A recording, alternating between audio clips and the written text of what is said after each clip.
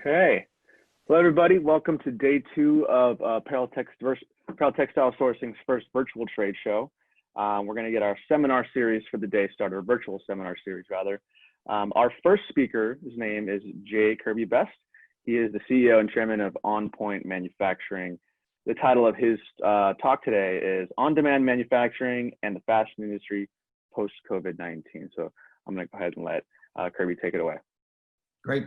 Hey, Jason, thank you very much. And fun to kind of sorry, I just wanted to mention on the Q&A really quick. If anybody has questions as he's doing his presentation, please feel free in the chat box to fill them in, and we'll address all those questions at the very end. So go ahead. Great. Thanks, Jason. As I said, fun to be here. It's a little sad that we're not all at a convention together. But COVID-19 has changed so many things, and I think it's the catalyst for this industry to reevaluate how it does business and where it should go. And I'm here today to talk a little bit about on-demand manufacturing and what it means to people. And I'll start off by saying that we learned very early on in the book industry, who uses this model quite extensively, that it wasn't an either or, it was really an either and that when we took away the proposition of that you only could use on-demand manufacturing, a lot of publishers were really relieved with it because they understood that they could use either model. And that's the same for this. On-demand will never take over everything.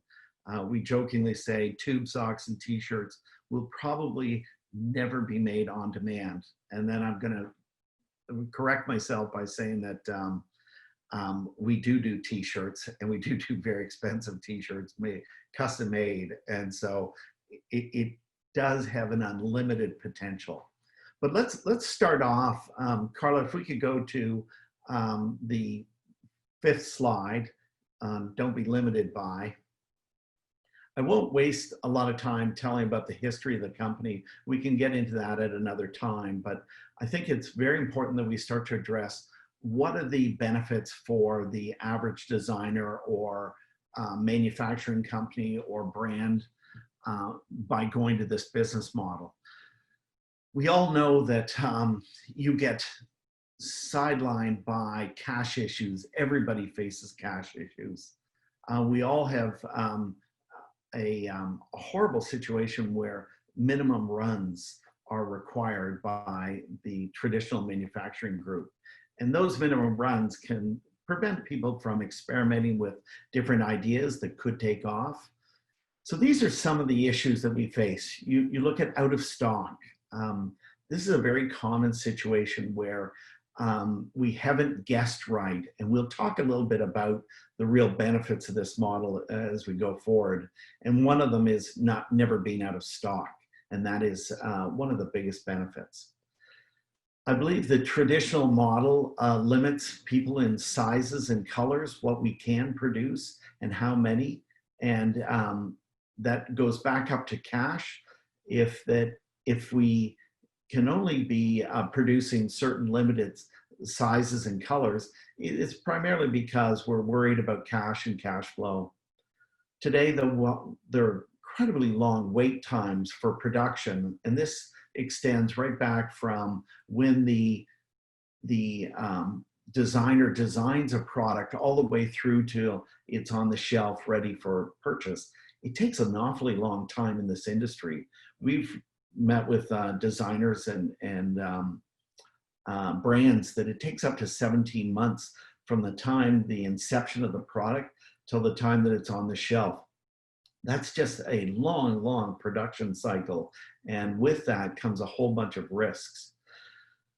We see that there's, added costs of warehousing and shipping and returns.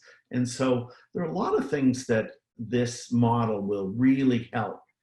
We love to really break it down to 4 very specific benefits of going to on-demand. And this is where we've got to go in this seminar, is to understand what are the benefits to a brand or to a designer. So let's start off. Carla, we can go to the next one. I won't do it quite in this order, but we break it down into 4 very specific benefits of going to this model. The first one is risk reduction. The second one is customer satisfaction. The third one is time to market. And the last one is the cost per unit sold. So let me just address each one individually. As I said, we've run into designers and brands that it takes up to 17 months to get their product on the shelf.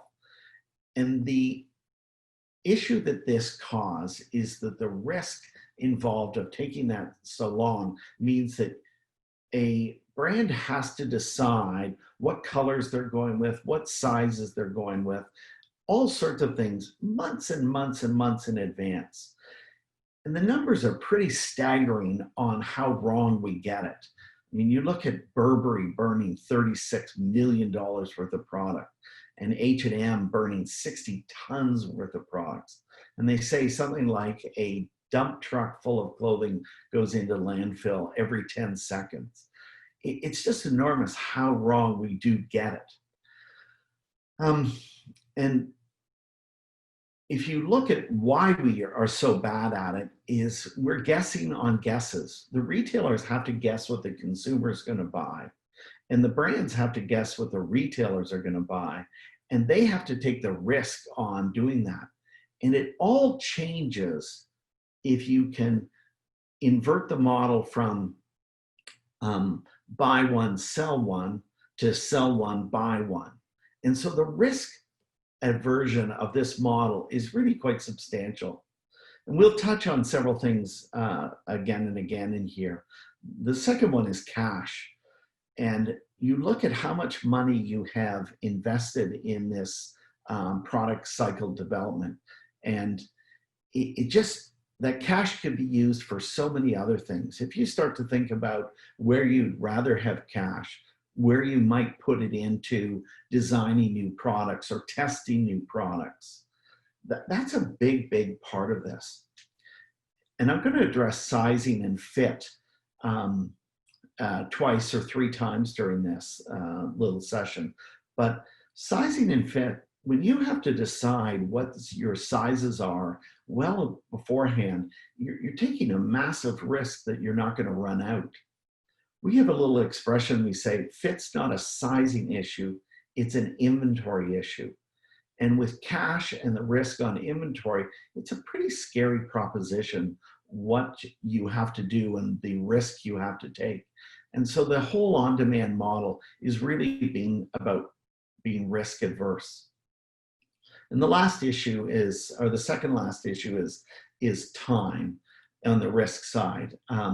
Once again, if you can cut it down from months to minutes, and people often laugh when I say minutes, but we really are working on systems, and we'll talk about the systems a little bit, that are reducing it down to actual minutes instead of months. So let me go to the second column, and is customer satisfaction. Customer satisfaction is so important. And if you're producing a garment that is the same as everybody else's garment, I think you're missing something on customer satisfaction. I think customization and personalization are going to be such a key part of this industry and so important to so many people. So let's talk a little bit about that. When we first started off producing garments, we were producing in the medical uniform field. And we had this opportunity to speak with many, many doctors and nurses about what they wear. And what shocked us the most was none of them wanted to wear the same thing. They all wanted a different aspect to their uniform, whether it was a color, a sleeve length, a collar, everything they wanted to be different. And so personalization is really an important part of where I think this industry is going. And it can be a collar, a sleeve, a hem length, a pocket, or a pocket placement option. The list is pretty extensive. We believe that when customers start to choose their own options and personalize it, they really become invested in that product, and they're far more likely to buy. And that's a really important part of it, is getting your customer invested in your brand and your products. We do believe that they'll be more satisfied when they come out with exactly what they want. I think that's a really important part of it. And they're more likely to show it off and put it on social media. And that does nothing but help your brand develop a bigger and better following. The next one is the cost per unit sold. And we get caught on this all the time. Let me state it unequivocally that it's more expensive to produce one garment at a time than it is to mass produce them. But that doesn't necessarily mean that that product will be more profitable. You've got to be taking into account many other items in this whole model, such as the cost of shipping, the cost of warehousing, the cost of multiple handling. In the on-demand world, you eliminate a huge percentage of that. So it's not the cost per unit that you have to look at, it's the cost per unit sold that is so important. And that is really a key element of why our model is so different. Let me move on to sizing for a bit. Sizing, as I said, fit's not a sizing issue, it's an inventory issue. We love to talk about sizing, and the sizing is changing dramatically in this industry. In the on-demand world, you don't want to produce more than you're willing to get stuck with in excess inventory. So you're going to produce likely in women's sizes, the traditional 2, 4, 6, 8 sizes. And although that's a common procedure, what worries the daylights out of us is that means you are going to try and get somebody who's in between the two sizes to either wear something that's slightly small for them or slightly too large for them. We tease the industry in that 2, 4, 6, 8 model is where's 3, 5, and 7? It just doesn't make any sense until you start to realize, of course, you don't want to make the 3, 5, and 7 because you don't want to carry that much inventory. But people are 2, 5, and 7, and or 3, 5, and 7. And so it's important to look at what that can bring. We moved to a model of micro-sizing to begin with. Micro-sizing is producing sizes of 2, 2.5, 3, 3.5, 4, 4.5, 5, etc. And micro-sizing is a great way to get in between and make things. And remember, computers are generating the patterns. So it's not a massive cost. In fact, it's very little cost, incremental cost to make multiple patterns. That led us to K2, and K2 is something that we're experimenting with, and this will shock a lot of people, but we're experimenting with the possibility of making 40 million patterns for every garment.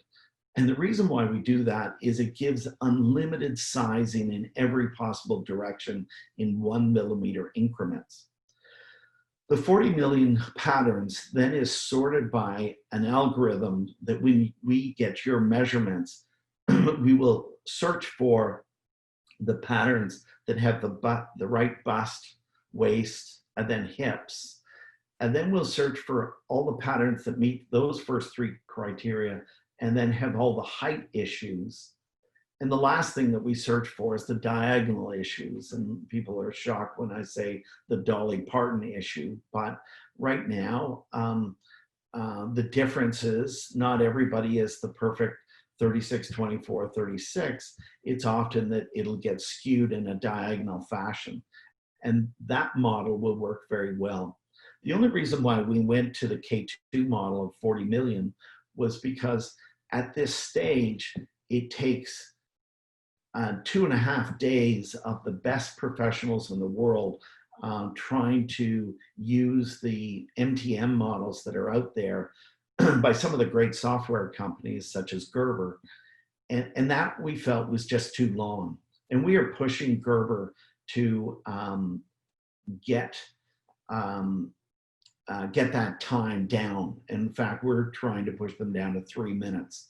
And they're mortified by this, but that's really what it's going to come down to, is trying to really get it down to the least amount that you possibly can in terms of time. So let me go, one other area is after sizing and fit, the hurdle that a lot of people have to get over with using this model is that they have to set up their product with us. And that is not an easy operation for a lot of people. They have to give us a tech pack. They have to give us a sew-by sample. It'd be helpful if they could give us their order of operations, et cetera, et cetera. Excuse me.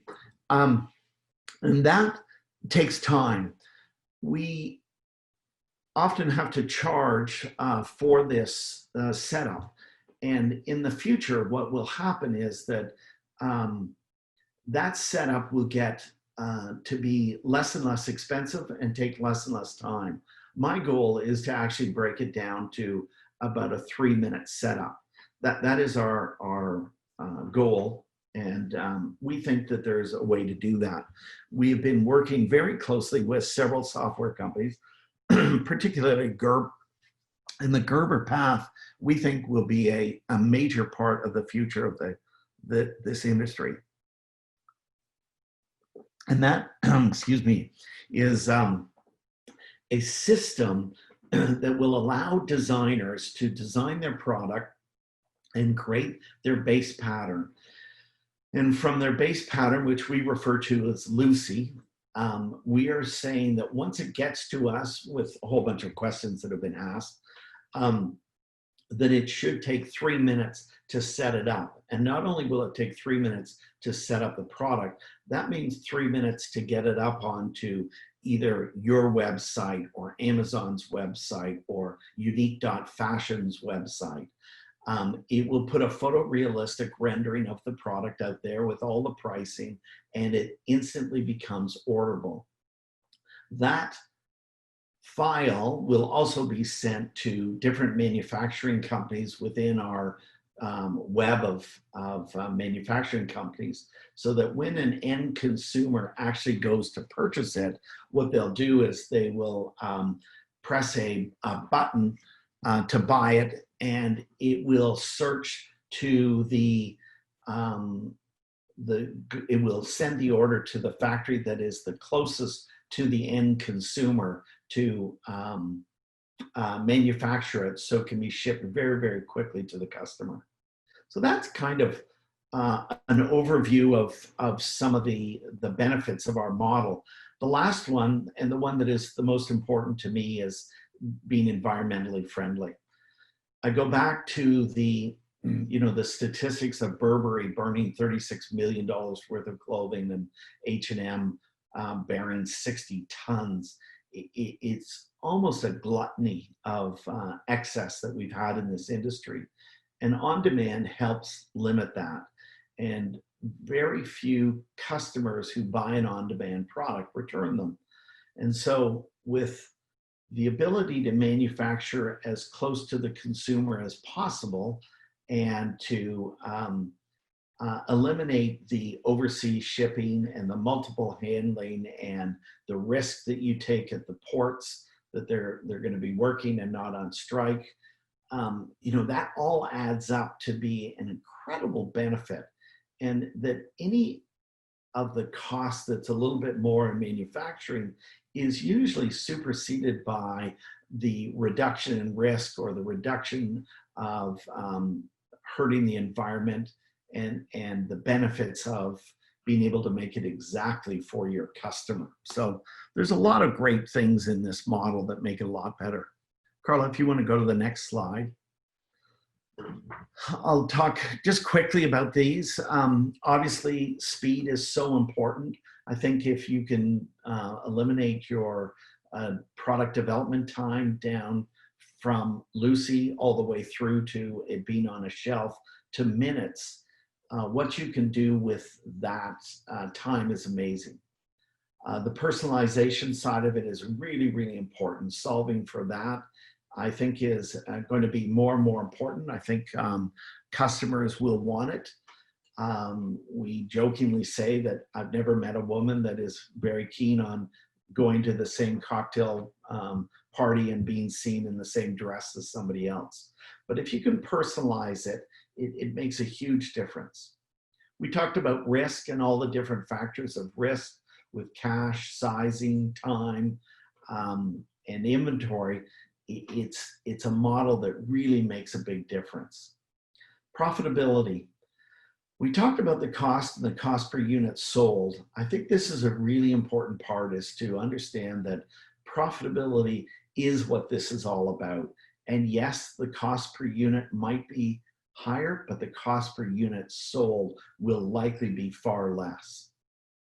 Fit, being able to produce a product that is made for that person is so important. Whether we use Gerber's MTM or the K2 model, we believe that fit will become such an important part of the success of this whole program. And the last thing, of course, that we've talked about is the environmental aspect of this. So I think, thanks. I think that the overall solution of you set up the product, it's now orderable, we manufacture it and we ship it, it's the way to go. It is the solution for the future. So what we're trying to do now is produce a global network of manufacturing plants that can produce exactly what the customer wants in the closest proximity to them as possible. And that's really what this is all about. We've read some of the statistics on what's gone wrong in the past, and we believe this will help.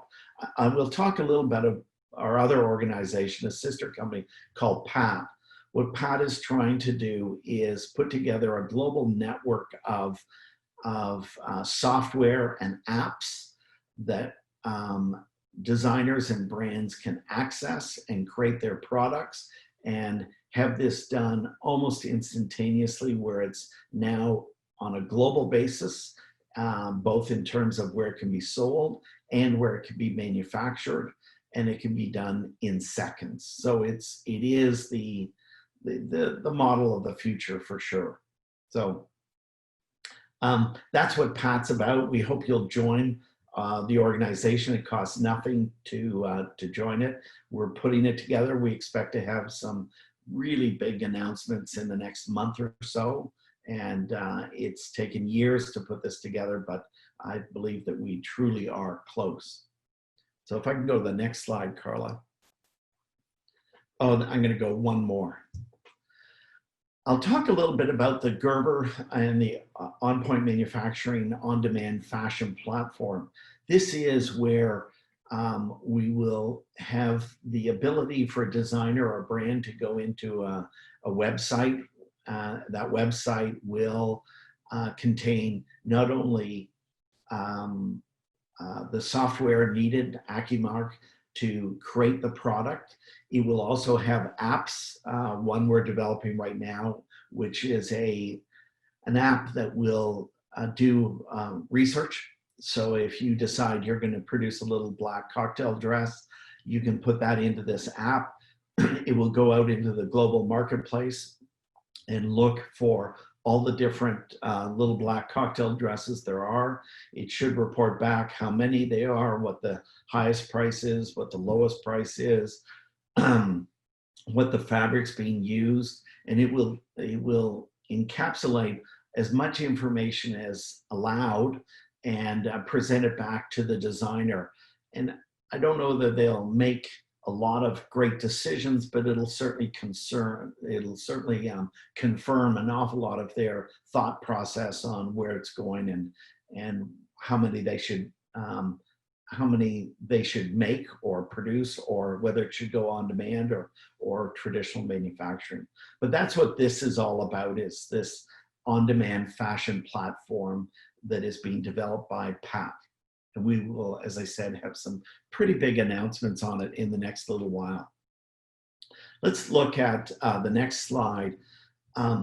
This is a slide that is just talks or addresses a little bit about the profitability or the difference between mass production versus on demand. And it's definitely, once again, as we've said right up front, that it's more expensive to produce one on demand, but you can't compare a one-off custom-made, personalized on-demand product with a mass production product. And we run into that all the time where they'll go, you know, I could have that dress made for $25.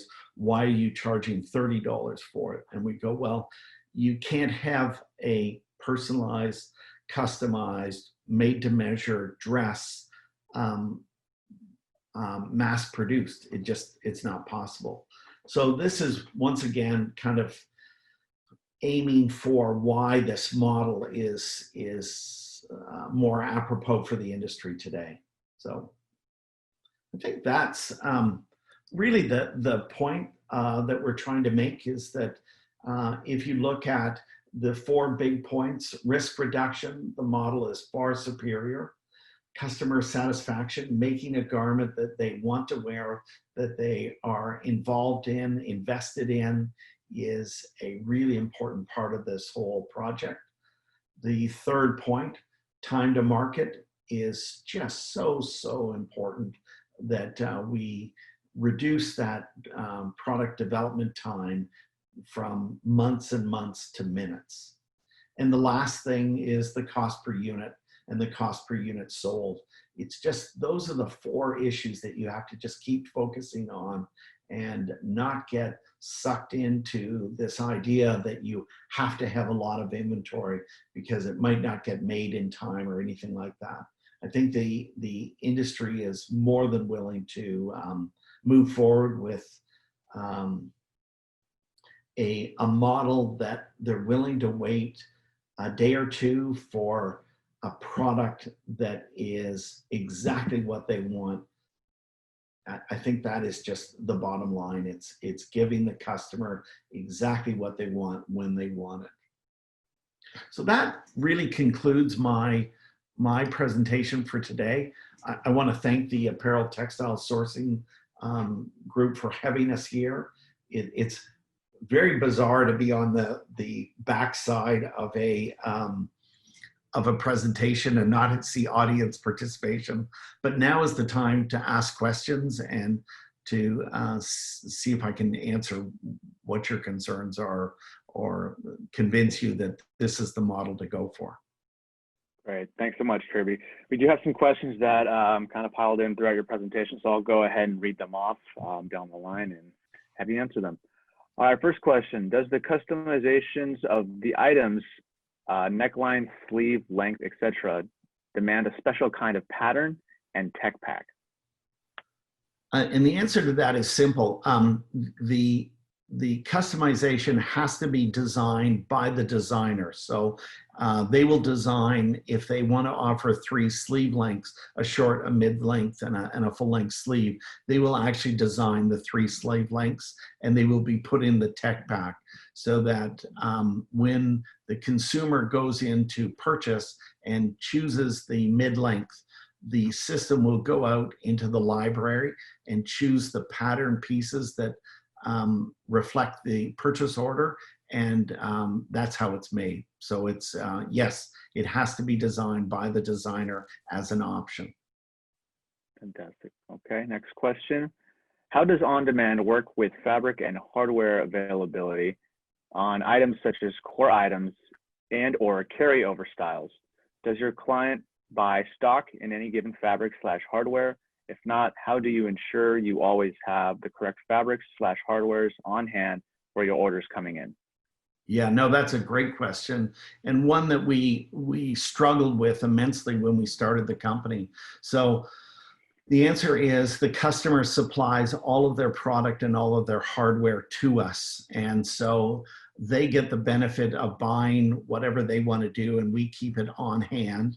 We will store it for up to 1 year. And if it's not used in 1 year, then we'll charge a minimum amount. But if a product's ordered, then there's no charge to the storage. This allows the customer to buy exactly the fabric that they want in the color and shade that they want exactly. And if they wish to have a higher quality zipper or a better button or a specific button, it allows them to buy those and supply them to us. We keep them in the parts department and give them a monthly inventory on what they've got on hand and can actually help them with the ordering process. There are companies, there's a wonderful company out of Atlanta called fabric.com. They carry about 120,000 different types of fabrics, and we're working with them to do daily deliveries to us so that designers and brands do not have to stock an extensive amount of fabric. They can order just what they need, and we'll put it into the system.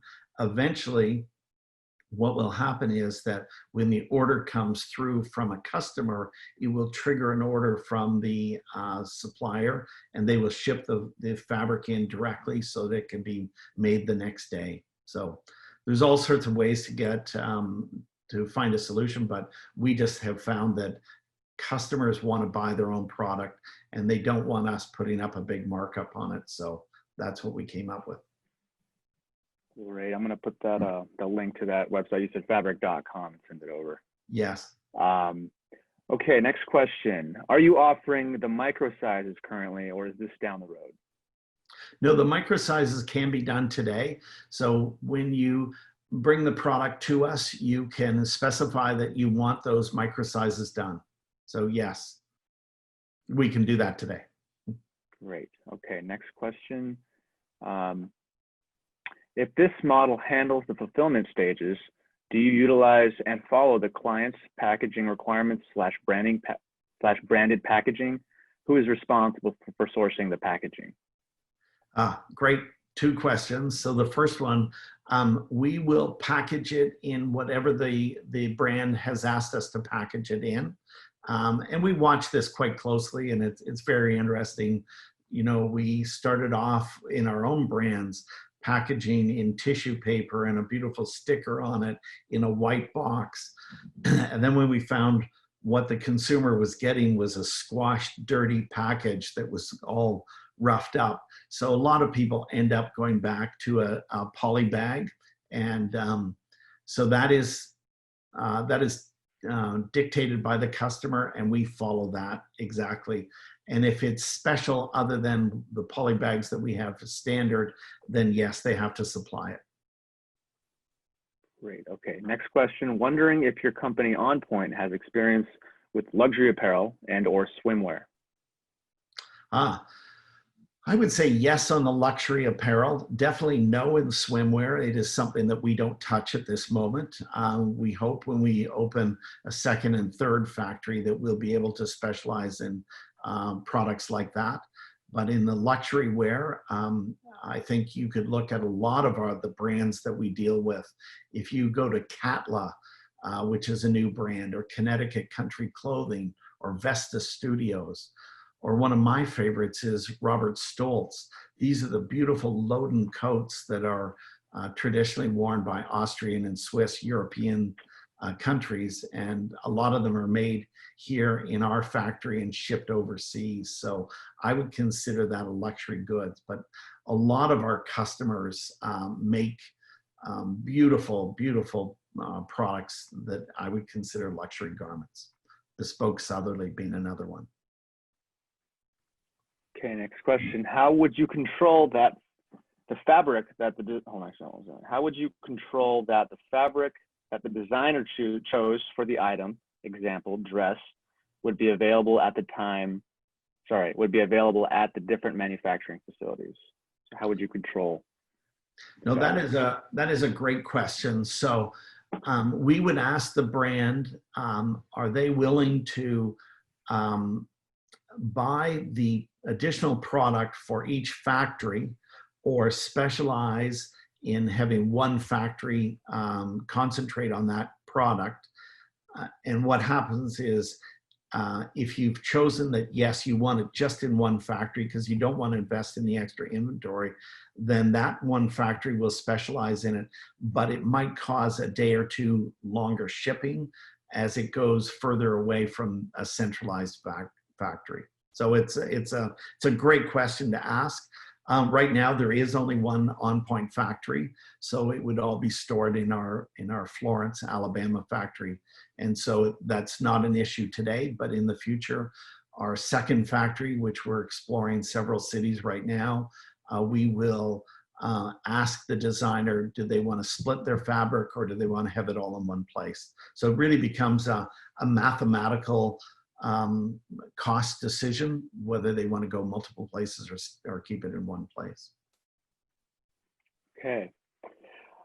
Next question is, how many customers in the US/the world are inclining towards on-demand / mass personalization? Any percentage or year-to-year growth in terms of customers? That's a great question. I wish David Prentiss, our Senior Vice President of Sales and a partner and a founder in the company, was with me. It has been unbelievable. We say July of last year was really the turning point in terms of people being interested in us and what we do. And that process of going from being interested to actually having a product up with us takes an awful long time. The factory now has roughly 50 million SKUs in it. And so I can't divulge how many customers, but quite a few customers. We want to grow within a certain percentage so that we can service our customers the best we can as we grow. We will open the gates a little wider when this plant number 2 opens. But right now it's as I said, almost 50 million SKUs inside the company. Fantastic. Okay, next question is, does the customer put in the sizing when they place an order, or do you use a sizing chart? Do the patterns provided by the designer need to be graded when they are sent to your company? Great question. And the answer is we can do it. We prefer that the patterns are graded by you or the grade rules are set by you, and then we can apply them, or we can do standard grade rules, which will be the norm in the future, we believe. So it's a combination of both.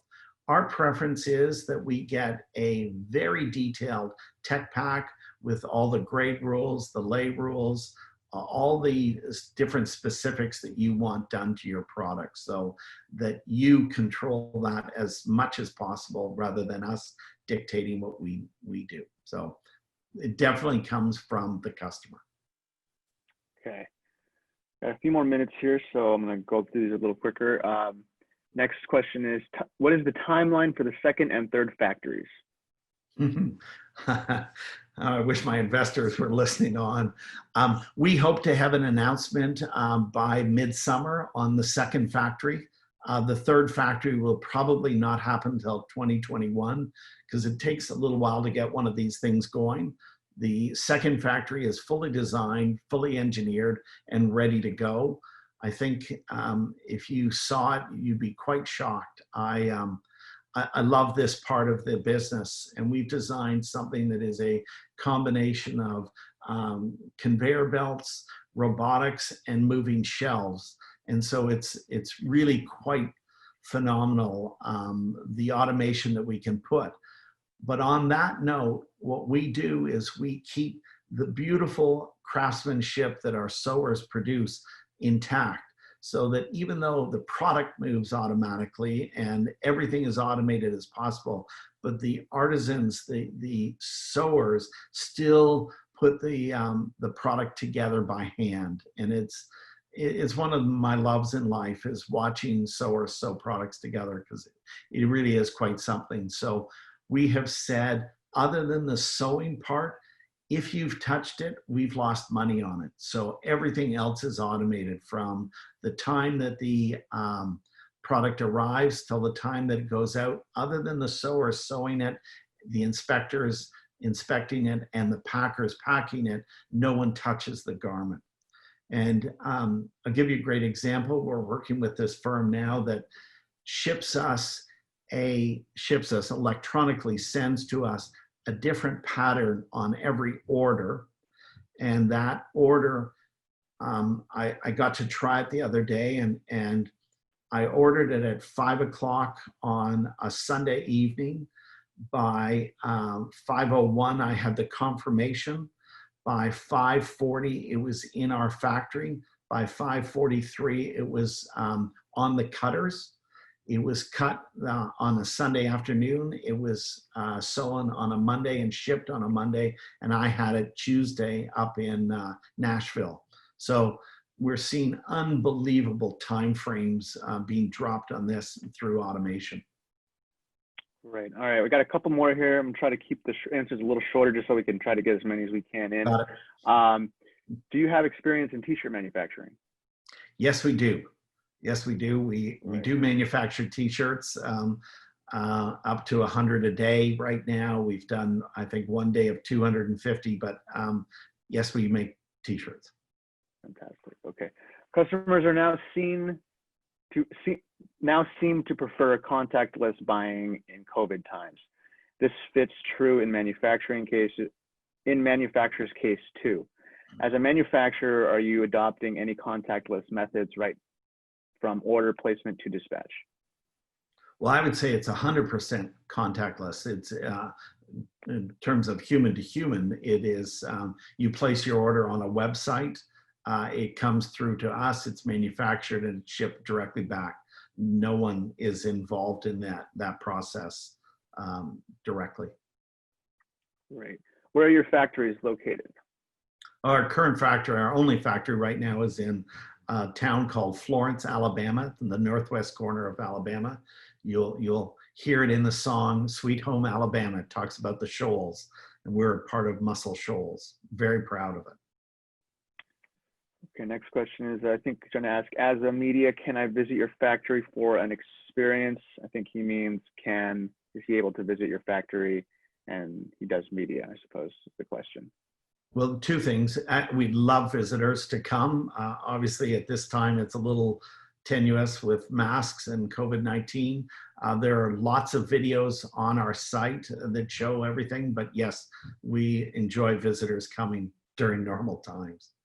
Great. And just so everybody knows on here, we are going to provide these slides for the majority of our presentations. If you're subscribed to our emails, make sure you're getting our communications. That's how we'll send you the link.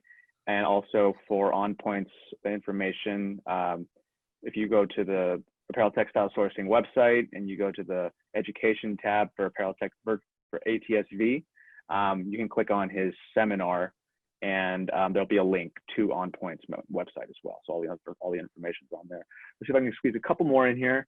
Okay, we already answered that one. How does payment work with your clients since you manufacture on demand? Great. So good question. What happens is when a brand sets up their product with us, they pay that separately. But once the product is set up, when they order one, and usually it's done manually at this stage, they pay by credit card. And then in the future, it'll all be set up so that's automated, and we will likely accept feeds directly from our customer's website directly into ours. So it's very simplified, very quick. Okay, how can everybody get in contact with you to discuss future opportunities? What's the best way? Great. Well, the best person to contact in terms of setting up a product with us is David Prentiss, and David can be reached at david@onpointmanufacturing.com. Just gonna type it in here for everybody. I'd give you his number, but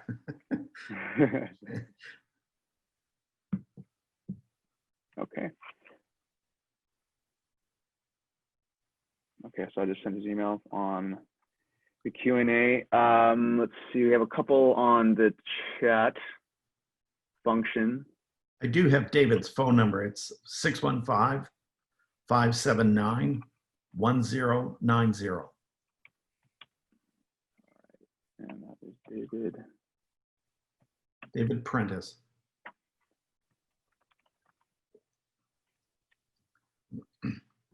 Okay.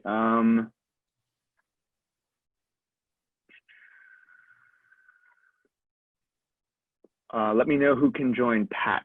Manufacturers, individuals, designers, or retailers? Actually, anybody can join PAT. PAT is something that we're trying to get as much input from people around the world to discuss the future of the industry and how we can make it better. It is a commercial organization, or will be a commercial organization, but it's generally to create a spider web of connections. But anybody can join. Okay, fantastic. Mm-hmm. It looks like that's all the questions we have. So we're going to wrap this up. Again, make sure you are getting our emails. That's how we're going to send everybody the information about the slides and all this and that. Thank you so much, Mr. Kirby, for your presentation. It was very well done. And we look forward to continuing to work with you. Thank you very much. Jason, thank you very much. Mm-hmm. Delighted to be involved. All right.